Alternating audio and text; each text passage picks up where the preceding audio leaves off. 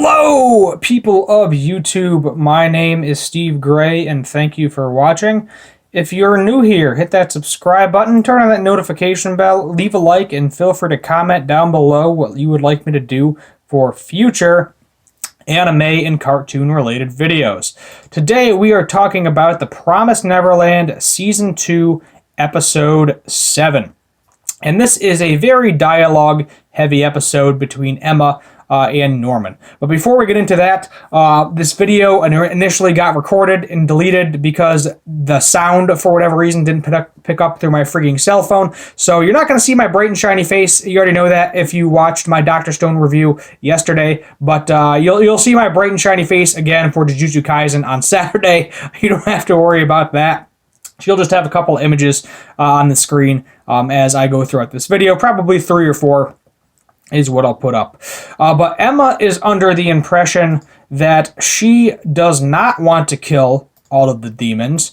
And Norman, as we know, is under the impression that he does want to kill all of the demons. Completely wants to wipe them out.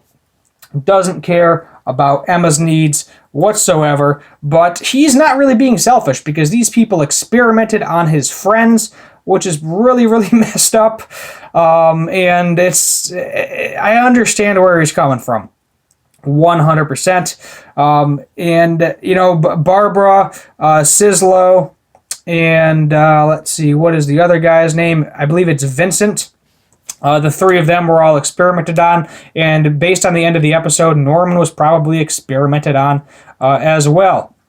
And the problem is that Emma does not want to, she just doesn't want to eradicate all the demons, and that's perfectly understandable, because she met Musica, she met Sonju, and then we learn the history of Musica, that she is a princess, that her blood has the ability to make any demon into an intelligent one, and without eating humans. So Emma's under the impression, hey, we'll just use Musica's blood, spread that everywhere, everybody will be intelligent and be good to go. But Norman, on the other hand, is like, hey, we're intelligent too. If the fish started talking to you and were intelligent, would you just stop eating them? And it's the same principle. He was like, I don't care about the demons. I care about us. I care about my family. And the easiest way for our family to survive is eradicating all of them, making them stupid, and killing all of them. And I don't know if he's going to actually kill all of them, but the main goal is to, make them to a point where they're not as big as a threat, because something that's not intelligent is definitely a lot less of a threat than something that is intelligent. And that makes sense. We get a very creepy pan of Norman in this kind of demon experimental laboratory dungeon thing, is the best way to describe that. And what's happening there is he's experimenting on demons. We see a lot of them in jars, bits, pieces here and there, and his other, Sislo, Barbara, Vincent, all asking him, and some new guy, there's this new extremely tall dude with a bag over his head and like a teddy bear pinned to like a onesie or something, so I'm sure we'll get some more information on him on next episode based on the preview.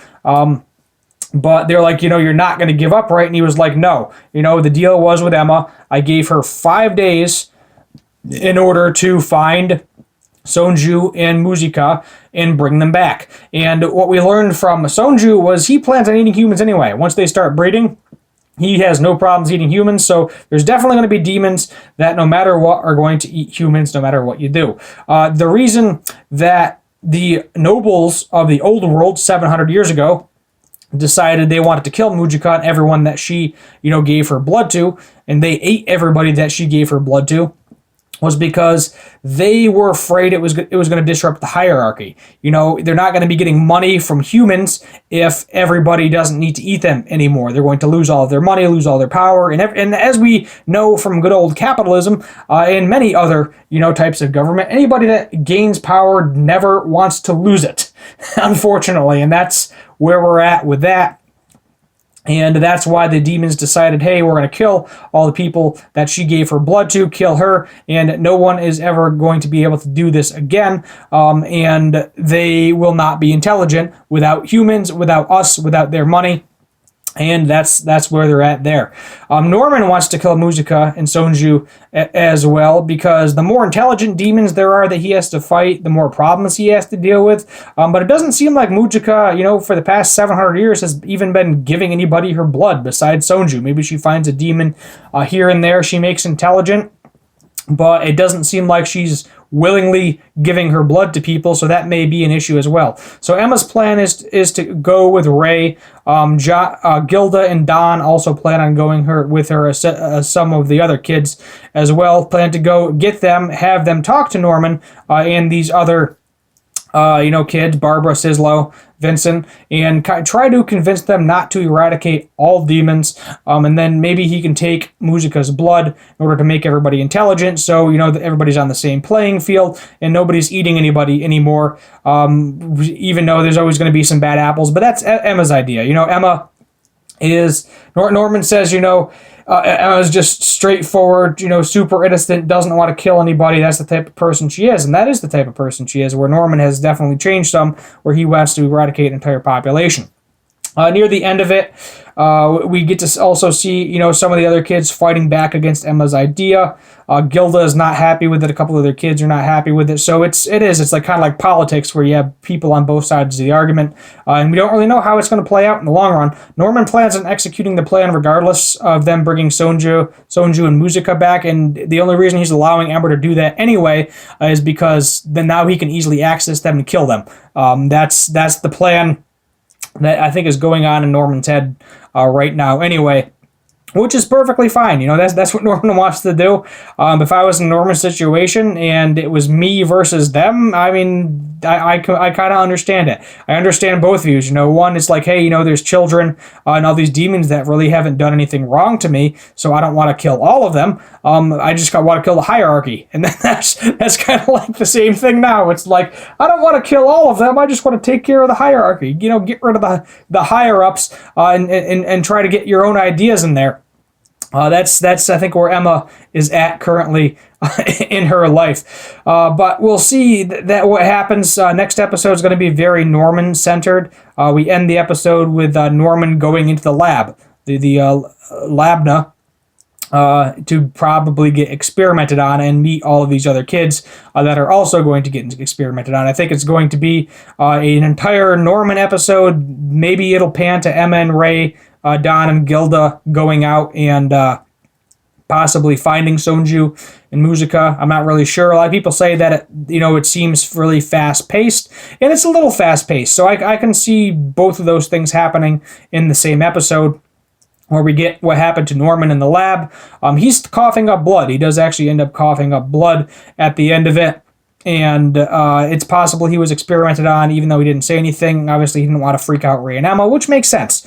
But he also may still be sick, because we knew he was a sick child growing up as well. So it's a possibility that he was sick and is still sick at this point in time.